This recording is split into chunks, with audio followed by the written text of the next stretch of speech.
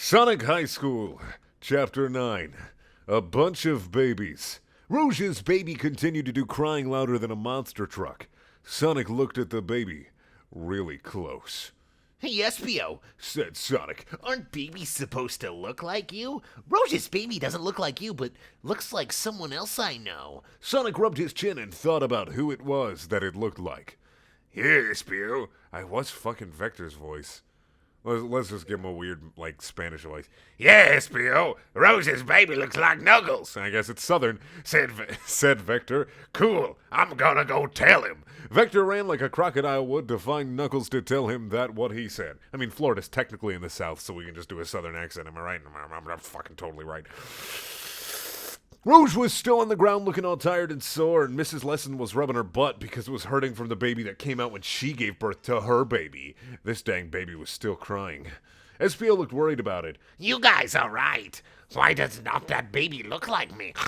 Espio went over to Miss Lesson, who was holding the baby still, and looked at it closer, and still could not see himself in the baby. This does not make sense, said Espio to the baby. Just then, Vector came out of the door, and there was Knuckles, too, huffing and puffing and looking surprised. Knuckles went right to Rouge and looked at the baby. Wagyu! What? All right. So you're in a situation where you are completely surprised because a bat just gave birth to your weird echidna knuckled baby. And the first thing that you're going to say is, Wagyu. What the fuck is a Wagyu? All right, you know what? Sometimes I call a vagina a Wagyu, but only when I'm joking and being stupid. But what's a Wagyu? Are you just surprised that a baby came out of there? Babies do that, Knuckles. Okay, I'm just going to keep on. He said, making that sound when he saw the baby. Rouge's baby, that looked like him. The baby was still crying. What is wrong with you? Yelled Knuckles at Rouge. Why did you go and have a baby? Now I gotta be your dad. He kept yelling at her with the maddest feelings. Knuckles thought about his horoscope that he read this morning. I hope it talks about his friend's penis. And it said, your biggest fear will have come true, so you better watch out. Okay, it's not about the path to glory lies at the base of your tip of your friend's penis. All right. Now he knew what that meant. It was about Rouge's baby, because Knuckles did not want this responsibility. It is harder than having a dog.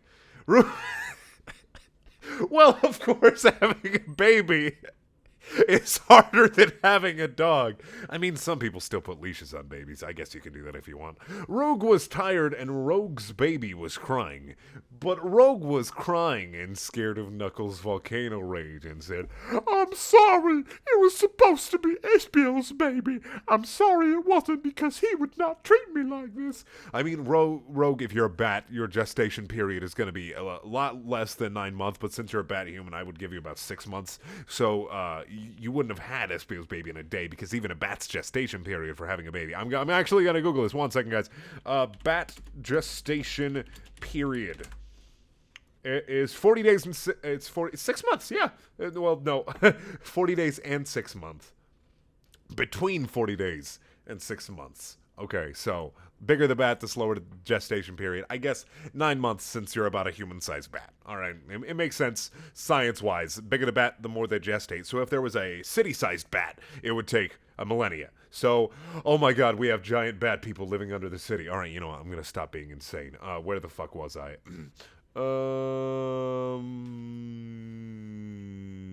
All right. What Rouge said sent Knuckles into the next level of anger. He turned even redder and looked at Espio. You tried to have a baby with her? Rogue is mine. You are not allowed. You tried to have a baby with her? You are not allowed. Knuckles charged at Espio, but Vector held him back. Sonic thought, Vector, why would you bring him here if you just know it was going to cause trouble? Espio said, What? I did not know. You are not boyfriend and girlfriend. Espio seemed scared, but still kinda calm. We are, but it was a secret. Now you have to pray. If it was a secret, she would have cared about you enough to not have sex with Espio. Seriously, I had a girlfriend in high school, and our relationship was a secret. And then she had another relationship with this other guy, and it was really terrible. Because when I found out she was having intercourse with this guy, I was like, "You should not do that." And she's like, "Well, you suck." And then everybody hated me. But anyway.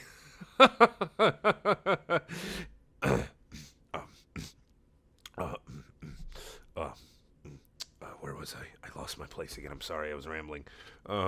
Knuckles kept trying to get at Espio, but Vector was holding him back. And thank goodness Vector was here, because he was the captain of the football team and could restrain him like a crocodile seatbelt that could also talk to you. God damn it. Knuckles could not get to him, so he said, "Tomorrow we will fight. Meet me in the hallway at the end of the school." Which hallway? Meet me at the hallway at the end of the school. Which hallway?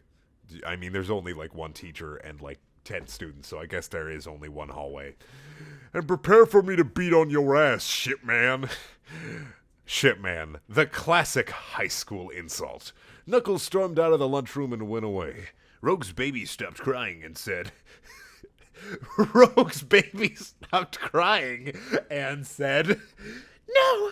Come back! You don't have to fight, Espio! This is the baby talking, by the way. But it was too late because Knuckles was so gone by then. Rogue patted her baby on... I'm still bothered by the fact this baby can talk after coming out of the fucking womb. Rogue... God damn. Rogue patted her baby on the head and said, "You should get to sleep and get your rest, baby. You are probably tired." So Rogue's baby went to sleep and was finally quiet. Espio tried his best to look like a big tough guy and not panic, but he was secretly scared and went back to doing what he was doing before this baby thing happened. So did Sonic too. The rest of school and getting home from school happened. Sonic did not see Tails or Knuckles or any part of it. Tails was still mad at Sonic. Sonic took out his Sonic phone on his way home and called his girlfriend, Amy. Hey, Amy, so, did you decide if you wanted sex? Said Sonic. You know, Said Amy. Sonic, I'm just too stressed out and nervous by everything going on at high school. Things are so crazy. Damn, Said Sonic and hung up the phone and finished getting home. I can't get any with my girlfriend. Time to hung up on her.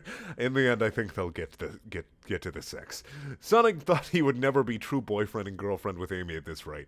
Bro, you don't gotta have sex to be a true boyfriend and girlfriend. A relationship doesn't revolve around sex, Sonic. I thought you would know better than that. You did the whole getting touched is bad spiel back in the 80s. I mean, you're 30 years old and you're still going to high school. 40 maybe. God, you're old, Sonic. Get out of fucking high school. It was almost like she had a second boyfriend that Sonic did not know about, and that was why Amy did not want sex for Sonic. If it was anyone, it would probably be Eggman. I mean, obviously. Sorry, Amy did not want sex from Sonic, not Sonic. Sonic had dinner and then thought about his friends. Espio and Knuckles were both his friends, but they were intending to fight. What could Sonic do? Sonic figured that they are still both his friend, but he would go visit Espio because he was not the one who said to fight, and because Knuckles had spikes on his hands that would make it hard to beat him in a fight. Sonic went to Espio's house. Are Knuckles, are those his hands? Are his hands spikes? Or are those gloves? Because if his hands have fucking spikes, I'd be goddamn terrified of him. Where was I? Yeah, what could Sonic do? Sonic figured that he's still both his friend and go visit. It had spikes on his head and made it hard to beat. Sonic went to Espio's house. ding dong, Said Espio's doorbell, and Sonic waited at the door. Espio, God damn it. Why? He has a custom-made doorbell. Espio showed up at the door and opened it. Hey, Sonic, thanks for coming. Said Espio to Sonic. You gotta help me prepare for this fight. We can start by learning how to get rid of the puncture wounds. I was trying not to look nervous to Knuckles, but actually I was. Also, did you hear about Charmy Bee? No, I did not hear, said Sonic back to Espio. Knuckles kidnapped that little gay and is threatening to hurt him if I don't show up to fight him tomorrow. Now he's Yoda. So I have to, especially now, because the gods will crush my soul, even if Charmy Bee is an annoying idiot loser. Said Espio, then back to Sonic. Oh no! "Oh no, that's really bad," said Sonic. Sonic knew this now had to happen too because his morals were probably the best ever. I'm the most humble motherfucker you'll ever meet. He did not know Knuckles would stoop to such a mean thing. Sonic and Espio then walked into Espio's house and up the stairs to Espio's bedroom. Our other friend is here too, said Espio, just as he was opening the door to his bedroom. Espio finished opening the door, and there was Tails, who was standing in Espio's room. The moment Tails saw Sonic, his face turned into a salad of anger, the devil, and lava. God damn it. God fucking...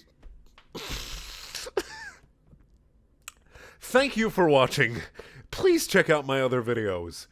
There are also things. If you want to watch more Sonic High School, click up in the top right corner. If you want to watch some random video that I'm probably going to forget to put there, click in the bottom left corner. And it'll make sweet mayonnaise with you.